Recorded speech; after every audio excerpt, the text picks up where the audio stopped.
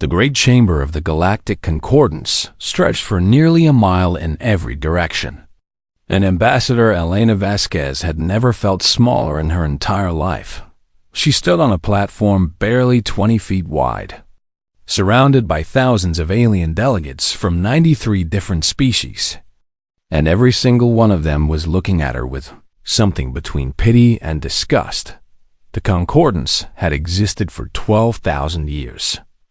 And in all that time, they had faced only one true enemy that united them all. The hollow Elena had studied the reports, had seen the footage, had read the accounts from survivors who watched entire worlds go dark.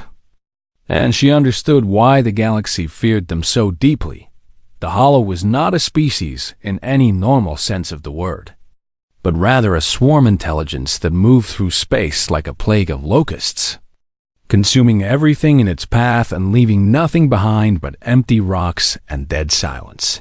They did not negotiate or communicate or show any sign of individual thought. And the only thing anyone knew for certain was that they were always hungry, and they never stopped. For 12,000 years, the Concordance had held them back through careful strategy and overwhelming numbers. And now the hollow was pushing deeper into civilized space than ever before. Elena was here because Earth had finally developed faster than light travel and made contact with the wider galaxy just 15 years ago. And humanity wanted to help. She cleared her throat and activated her translator device. Honored delegates of the Galactic Concordance, she began, keeping her voice steady even though her heart was pounding. Humanity formally requests full membership in the war, councils, and permission to contribute our military forces to the defense against the hollow threat. The chamber erupted in sounds that her translator struggled to process. And Elena realized with a sinking feeling that most of them were laughing. High Counselor Vareth of the Velanti rose from his hovering platform, his 6 eyes blinking in a pattern that indicated amusement mixed with condescension. The Velanti were one of the founding species of the Concordance, ancient and wise and absolutely certain of their own superiority. Ambassador Vasquez, Vareth said in a voice like wind chimes in a storm, "The Concordance appreciates the enthusiasm of your young species, but we must decline your request." Elena felt her jaw tighten but kept her expression neutral. "May I ask why?" "High Counselor, you may," Vareth replied. "And I will be direct because I believe humans value such communication." He gestured with 2 of his forearms, and a holographic display appeared in the center of the chamber, showing Earth's history in brutal detail. Wars upon wars filled the projection, and Elena watched her species tear itself apart over and over again across thousands of years of recorded history. In the 15 years since first contact, Vareth continued, "We have studied your people extensively, and what we found was deeply troubling." Another delegate spoke up.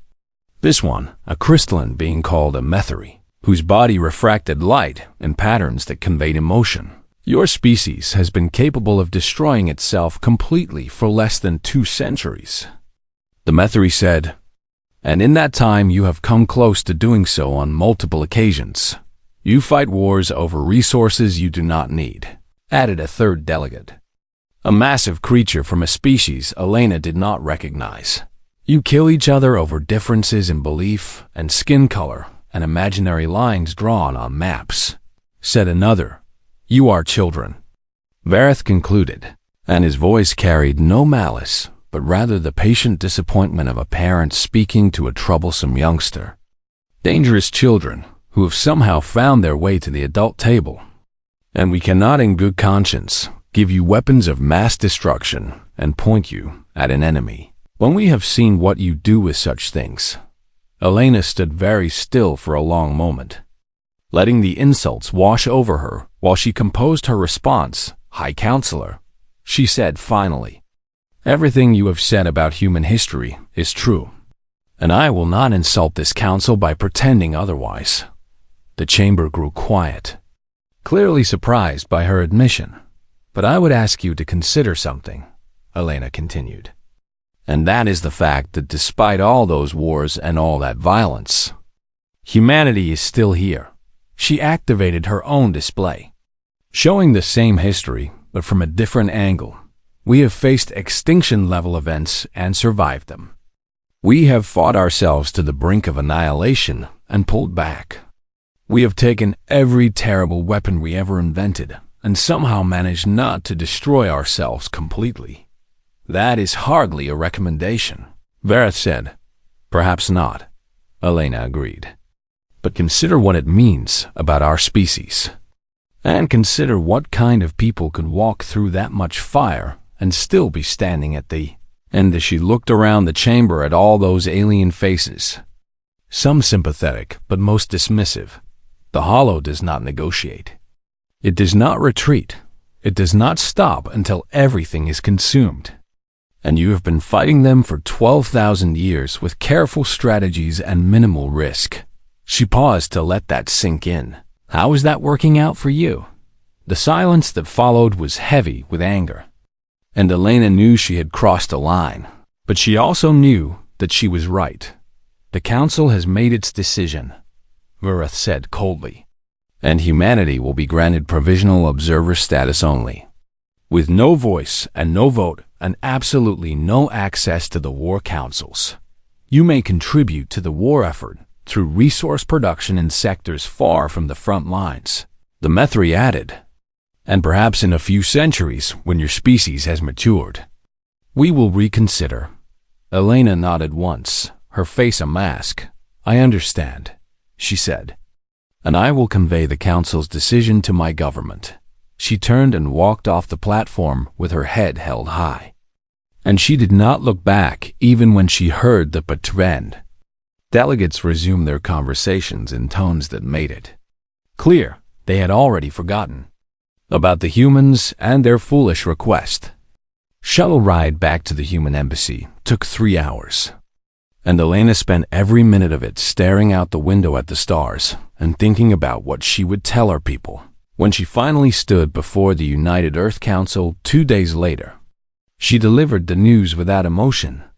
They called us children, she said. They called us dangerous and immature and unworthy of standing beside them. And they sent us to the back of the room to watch while they decide the fate of the galaxy. The council chamber was silent for a long moment. Then Admiral Chun Wei stood up, his weathered face showing no surprise at all. Only a cold and calculating anger that Elena recognized from history books about generals who had changed the course of wars. If they will not let us into their war, Chum said quietly, then we will fight our own. And with those words, everything changed. 3 years passed in silence, and the galaxy forgot about humanity.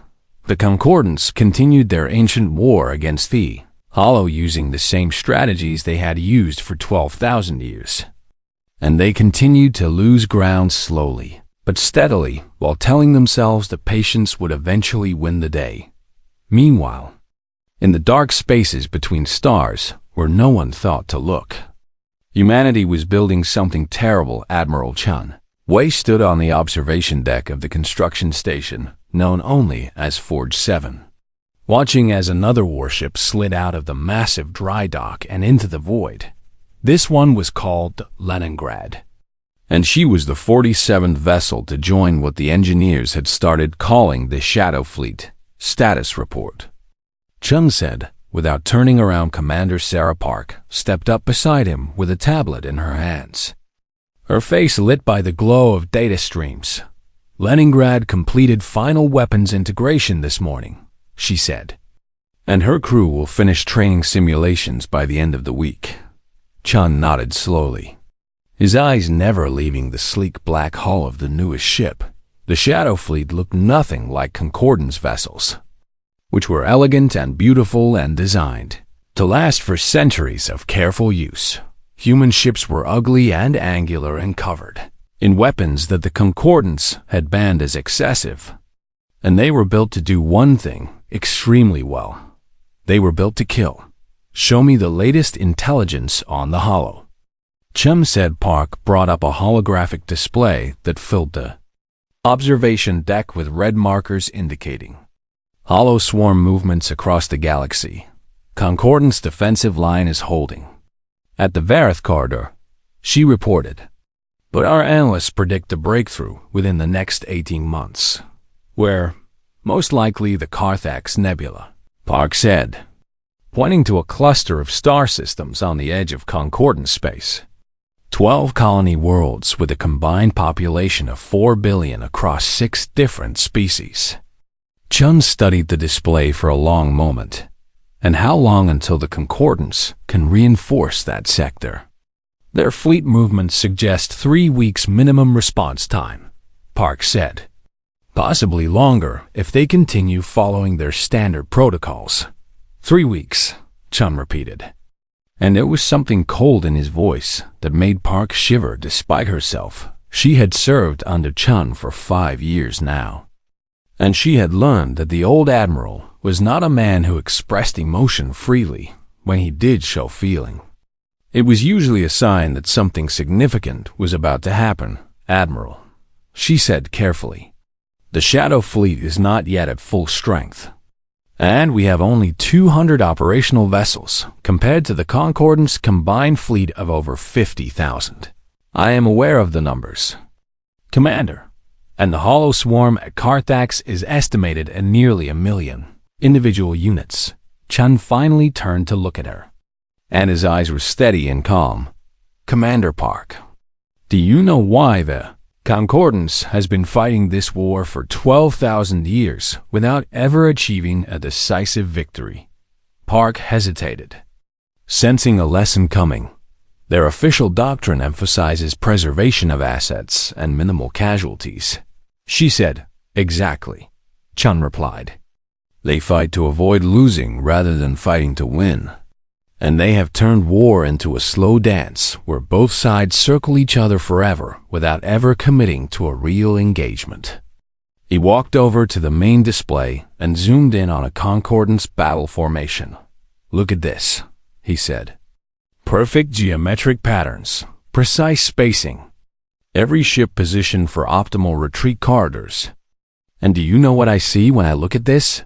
No, sir. I see fear, Chum said.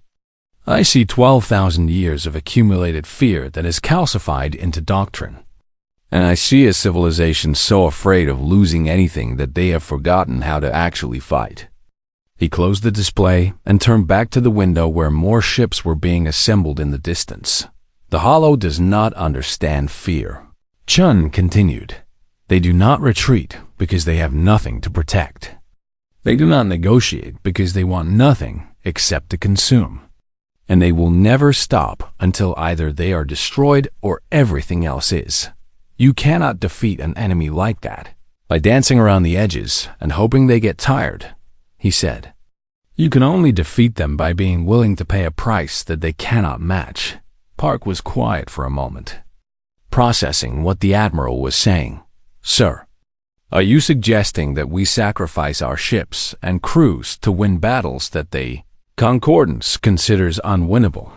I am suggesting, Chun said slowly, that humanity understands something the Concordance forgot a long time ago. He looked at her with those steady eyes. Sometimes the only way to protect what you love is to be willing to die for it.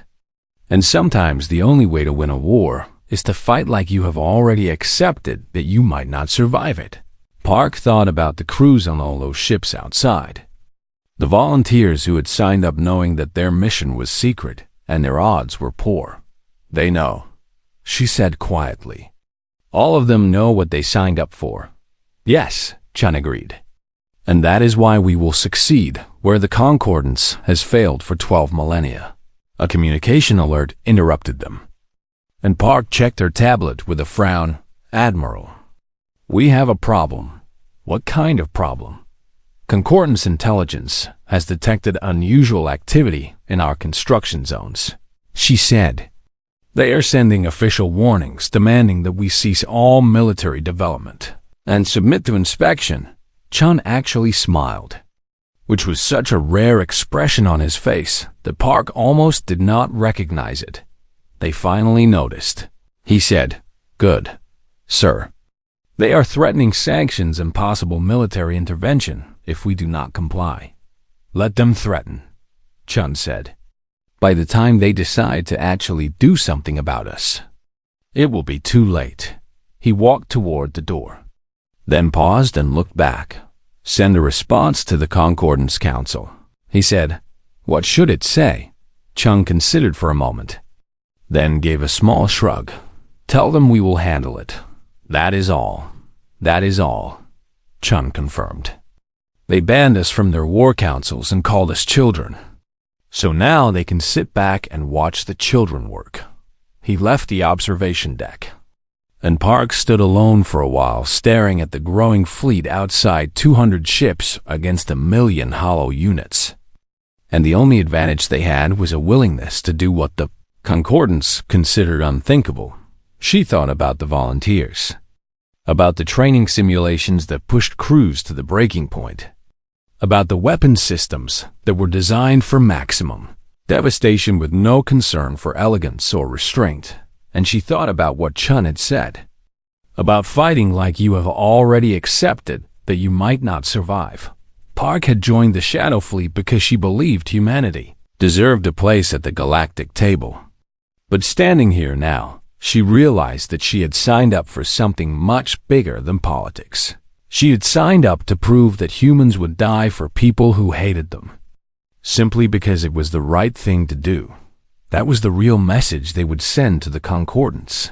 Not that humanity was dangerous, but that humanity was willing to pay any price for victory. And that was something the galaxy had never seen before. The Hollow broke through at Carthax on a Tuesday morning, Earth Standard Time. Commander Sarah Park was on the bridge of the destroyer Beijing when the alert came through, and she watched the tactical display light up with more red markers than she could count. Contact confirmed, her sensor officer reported in a voice that was trying very hard to stay calm. Hollow swarm numbering approximately 900,000 units has breached the Concordance defensive perimeter. Time to colony worlds, Park asked. At current swarm velocity, first contact with inhabited systems in approximately 4 days. Park looked at the display and did the math in her head. 4 billion people across 12 worlds. And the Concordance fleet was 3 weeks away because they refused to risk their precious ships in a rapid deployment. Get me Admiral Chun, she said. The communication link opened within seconds, and Chun's face appeared on the main screen, looking exactly as calm as he always did. I assume you have seen the reports, Chun said. Yes, sir. Then you know what we have to do. Park nodded slowly. Shadow Fleet can reach Carthax in 19 hours if we push the engines past safety limits. Then push them, Chun said. All ships will execute emergency jump to Carthax system. Maximum combat readiness upon arrival. Sir, the Concordance is ordering all non-member vessels to stay clear of the combat zone. Chun's expression did not change at all. The Concordance can file a complaint with Earth Command after we save their people, he said. All ships jump in 15 minutes. The communication ended, and Park turned to her crew. You heard the Admiral, she said. Let us go introduce ourselves to the Hollow. 19 hours later, the Shadow Fleet dropped out of faster than light traveled directly on top of the Hollow swarm. Every Concordance tactical manual said this was suicide. Standard doctrine required ships to exit FDL at extreme range and approach the enemy slowly, probing for weaknesses and maintaining escape routes at all times. The humans did not care about standard doctrine. 200 warships appeared in the middle of nearly 1,000,000 hollow units, so close that some of the smaller human vessels actually collided with swarm elements on arrival, and then the shooting started. Park had trained for this moment for 3 years, running simulation after simulation until the tactics became instinct. But nothing could have prepared her for the reality of combat at what the crews had started calling knife range. The Beijing shuddered as her main guns opened fire, and the view screen filled with explosions as hollow units died by the hundreds forward batteries at maximum rate of fire. Park ordered All point defense systems free engage. Damage control teams to standby positions.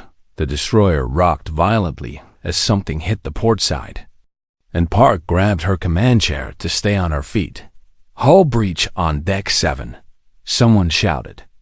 Sealing compartments now. Keep firing. Park said around her the Shadow Fleet was doing the impossible. Human ships pushed deeper into the swarm instead of pulling back, their weapons blazing continuously as they carved a path through the enemy when one ship took critical damage. Its crew did not retreat, but instead drove forward even harder, using their dying vessel as a weapon. The cruiser Stalingrad lost her engines early in the engagement, and her captain ordered all power diverted to shields and weapons.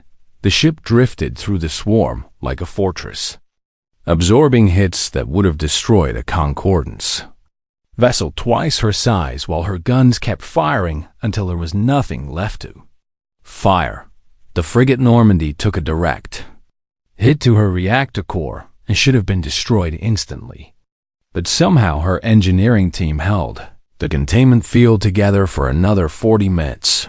40 minutes of additional combat. 40 minutes of additional kills, bought with courage and skill and a stubborn refusal to die quietly. Park watched the casualty reports scroll across her screen and felt something cold settle into her chest. The Beijing herself had taken serious damage in the first hour of fighting, with multiple hull breaches and her port weapons array completely destroyed. But she was still fighting. And so was her crew. Commander, her tactical officer said, I am reading a large concentration of hollow units bearing 035. Looks like some kind of command cluster. Park studied the display and saw what he meant. The hollow did not have leaders in the traditional sense, but they did have coordination nodes that helped direct swarm behavior. Take out enough of those nodes, and the swarm became disorganized and slow. How many ships do we have in position to engage? Just us. Commander, Park looked at the distance to the target and the amount of damage her ship had already taken. Navigation. Set intercept course, she said. Maximum acceleration. Commander, that will take us through the densest part of the swarm. I know. The Beijing accelerated hard, and the universe outside became a nightmare of fire and death as they pushed through layer after layer of hollow units somewhere around the halfway point. Park lost her tactical officer to a console explosion a few minutes later. Her helmsman was killed by debris from a near miss. Park took the navigation controls herself, flying the destroyer through the chaos while her remaining crew kept the weapons firing. When they finally reached the command cluster, the Beijing was barely holding together. Her shields were gone. Her armor was breached in a dozen places, and half her weapons were offline, but she was still alive. And she was in range. All remaining weapons, Park said quietly. Fire. The Beijing unleashed everything she had left, and the command cluster dissolved in a cascade of explosions that lit up the void. Like a small sun, the effect on the swarm was immediate, and dramatic hollow units that had been moving with perfect coordination suddenly became confused and erratic, crashing into each other and spinning aimlessly as their guiding intelligence went dark across the battlefield. The other human ships pressed their advantage with the swarm disorganized. They were able to destroy units faster than the hollow could adapt, and the tide of battle began to turn. Park slumped back in her chair, exhaustion hitting her all at once as the adrenaline faded. Her beautiful ship was dying around her, systems failing one by one as damage finally caught up with them. Commander, a voice said, and Park looked up to see one of her junior officers standing beside her with blood on his face. Propulsion is offline and life support is failing on multiple decks. How long do we have? Maybe an hour. Park nodded slowly and looked out the view screen at the battle still raging in the distance. Then we keep fighting for another hour, she said. Route all remaining power to weapons and find me something to shoot. The Beijing died 40 minutes later, but not before her guns claimed another 300. All units, she was one of 63 human ships lost that day. 40,000 crew members who would never go home, who gave their lives defending worlds that had denied them a voice in the councils that governed the galaxy. When the Concordance fleet finally arrived 3 weeks later, they found the human survivors holding a defensive position. Around the colony worlds, the Hollow Swarm was in full retreat for the first time in recorded history. Admiral Shen Wei stood on the bridge of his battered flagship and watched the Concordance vessels approach, their elegant hulls untouched, and their crews staring in disbelief at the wreckage of a battle they had never expected anyone to fight. "Admiral," his communications officer said, "the Concordance commander is requesting to speak with you." Chen thought about all the people he had lost, about Commander Park and the Beijing, and the thousands of others who had died in this place. "Tell them," he said slowly, "that I am busy." He turned away from the screen and began reviewing the damage reports, already planning for the next battle, because he knew this was not over. The Hollow would regroup and return, and when they did, humanity would be waiting. That was the lesson of Carthax. Not that humans could win against impossible odds, but that they would keep fighting even when the odds said they should surrender. And that was something the galaxy had never seen before. The great chamber of the Galactic Concordance was silent for the first time in 12,000 years. High Counselor Vareth of the Volanthi sat in his hovering platform and stared at the entrance where a group of humans had just walked in without invitation or announcement. Admiral Chen Wei led them, and behind him came the surviving captains of the Shadow Fleet. There were supposed to be 200 of them, but now there were only 137. The rest had died at Carthax. Vareth noticed immediately that the humans were not wearing ceremonial dress like every other delegate who had ever addressed the council. Instead, they wore their combat uniforms, and those uniforms were covered in burns and bloodstains and damage that had clearly come from battle. Chen Wei walked to the center of the chamber and stopped on the same platform where Ambassador Vasquez had stood 3 years ago, asking for permission to help. He did not look like a man asking for anything. "Now, High Counselor," Chen said, and his voice was quiet, but it carried through the entire chamber. "I hope you do not mind that we let ourselves in." Vareth's 6 eyes blinked rapidly, a sign of extreme discomfort among his people. "Admiral Chen," he said, "the council was not expecting you." "I imagine not," Chen replied, "but we had some things to say, and we decided not to wait for an invitation that would never come." The crystalline Methri delegate rose from his platform, his body flickering with patterns of agitation. "You violated Concordance space," the Methri said. "You engaged in military operations without authorization, and you ignored direct orders from this council to withdraw." "Yes," Chen agreed. "We did all of those things. You could face sanctions," another delegate added. "Expulsion from observer status, economic penalties, even military response." Chen looked at the delegate who had spoken, a small reptilian creature from a species known for their love of rules and procedures. "You could do all of those things," Chen said. "But first, I think you should look at this." He placed a small data chip on the platform in front of him, and a holographic display activated, showing a single document. It was a list of names, 40,000 names, arranged in neat columns that scrolled slowly upward as the chamber watched. "These are the people we lost at Carthax," Chen said. "Every single one of them.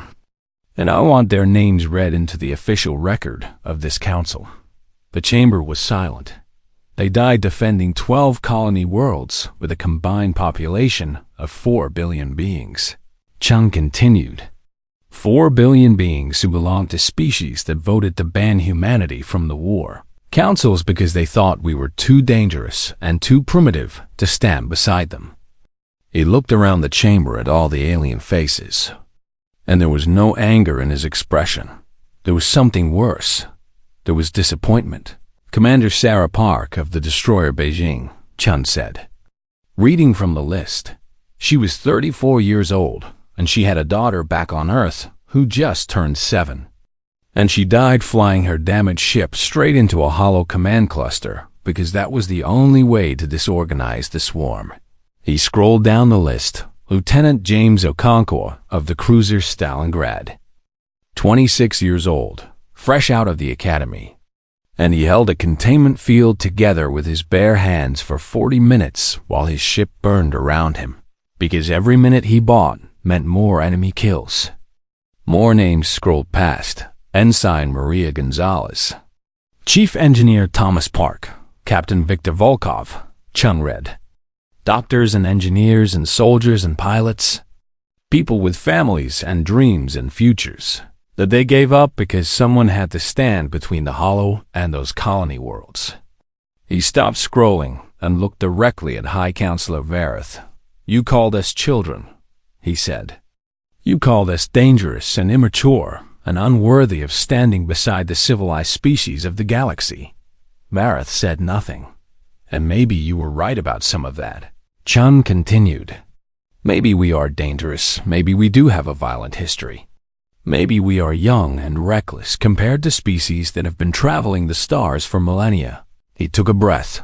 "But those dangerous, immature, unworthy children just saved 4 billion of your people, while your elegant fleets were 3 weeks away following protocols that have not worked for 12,000 years. The Methri delegate flickered with shame.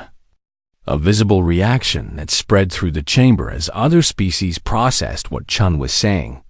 "Admiral Chun," Vareth said finally, his voice uncertain for the first time anyone could remember.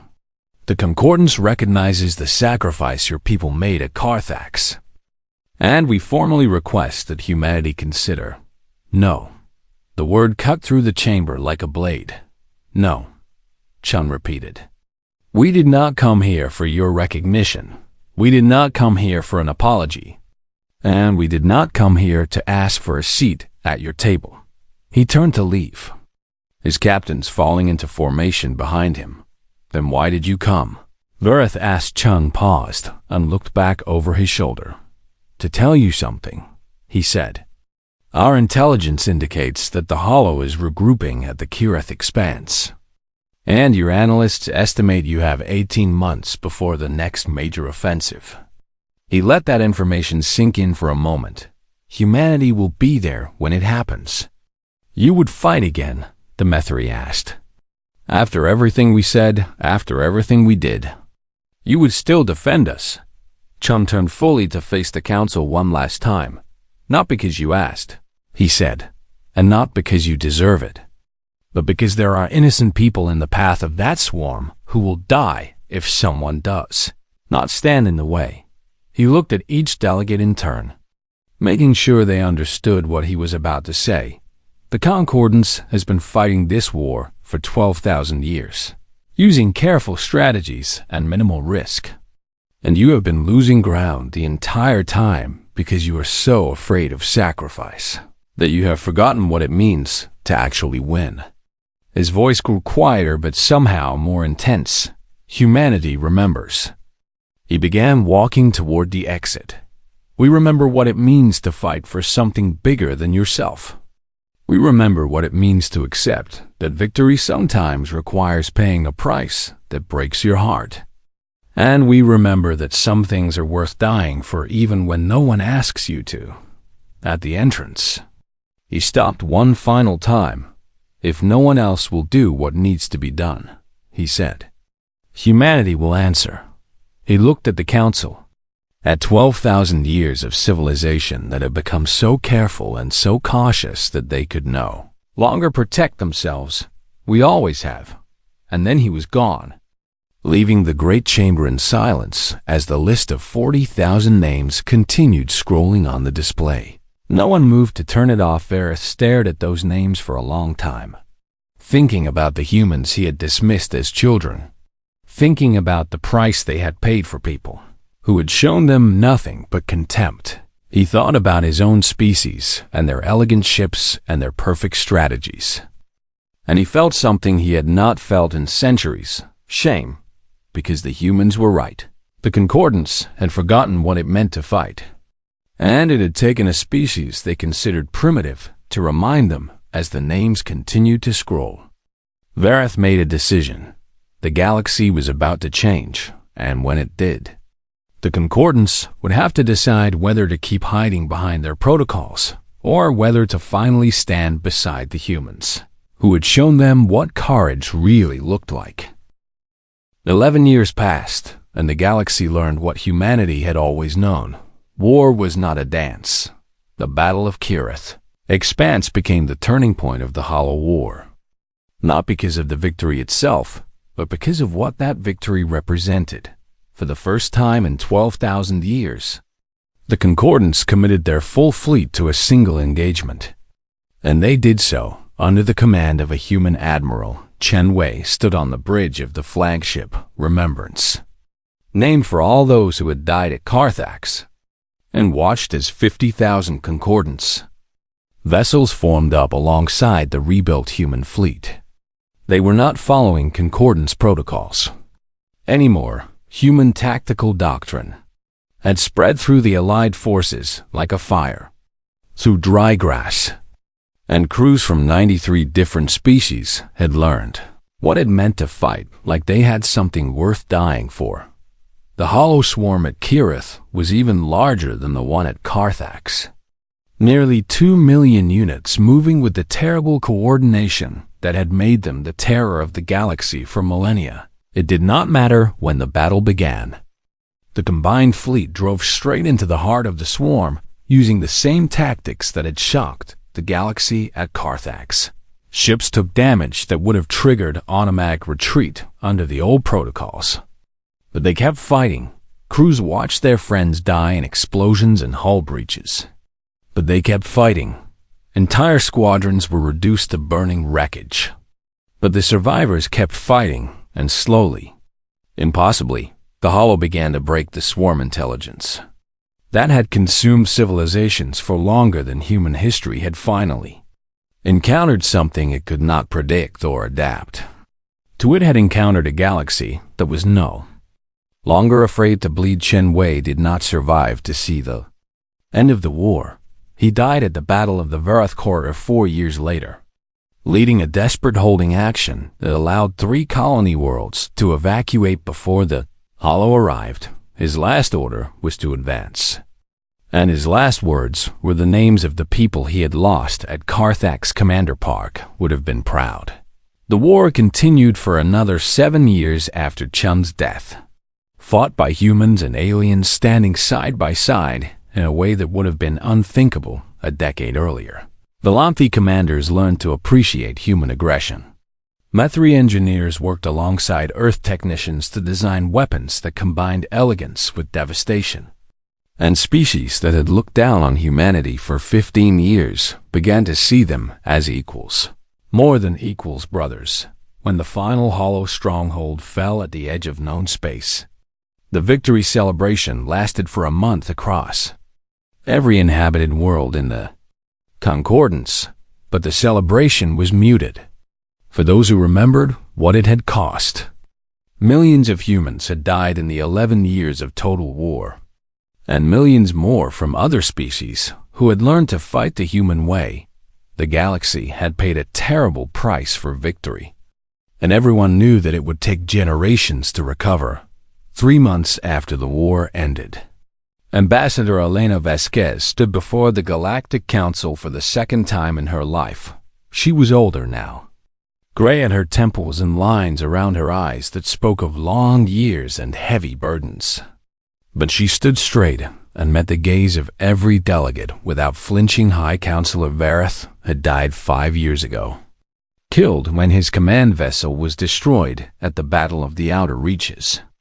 And his replacement looked at Elena with respect that would have been unimaginable a decade earlier.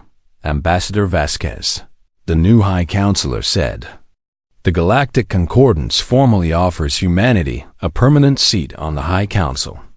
with full voting rights and equal standing with the eldest species of the galaxy.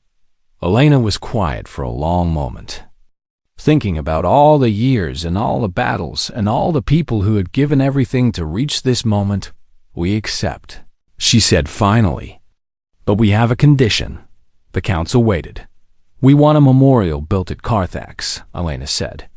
"Not to celebrate the victory, but to honor the 40,000 who died defending people who thought they were too savage to stand beside." She looked around the chamber at all those alien faces, some of whom had been her enemies and were now her allies. "We want every species in the Concordance to see it," she continued. "We want them to remember what humanity gave when they had every right to turn away." The council voted unanimously to approve her request, and construction began within the year. The memorial stands at Carthax still. Iridian within the rugged straw, a black obelisk orbiting the worlds that humanity saved. It lists every name of every person who died that day, from Admiral Chen Wei at the top to the youngest ensign at the bottom. And it includes records of their lives and their families and their dreams that went unfulfilled. Visitors come from across the galaxy to see it. Pilgrims from 93 species who want to pay respect to the humans who taught the Concordance what courage really meant and carved at the base of the memorial in 93 languages so that every species can read it are the words that Elena Vasquez chose herself. They answered alone. They will never stand alone again. 50 years after the war ended, a young Valanti child asked her grandfather about the memorial. "Why do we honor the humans so much?" she asked. "They are just one species among 93. Her grandfather, who had fought beside humans at Kirith Expanse and lost 3 limbs in the battle, looked at her with all 6 of his eyes. "Because when the darkness came," he said, "and the Concordance was too afraid to fight, humanity answered." He touched the scars on his body, marks of battles that should have killed him, but did not because human medics refused to let him die. "They did not answer because we asked them to," he continued. "They did not answer because we deserved it. And they did not answer because they expected anything in return." "Then why?" the child asked. The old Valanti was quiet for a long moment, remembering Admiral Chun and Commander Park and all the others who had given everything for a galaxy that had rejected them. "Because that is what humans do," he said finally.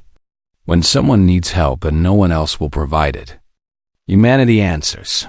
He looked up at the stars, at the peaceful galaxy that existed only because of human sacrifice. "And that is why we will never forget them. That is why we will never let them stand alone again." The child nodded slowly, not fully understanding but sensing that she had learned something important somewhere out in the void. The memorial at Carthax continued its endless orbit around the worlds that humanity had saved, and the names carved into its surface continued to remind the galaxy of a simple truth when the darkness came. Humanity answered. They always had. They always would.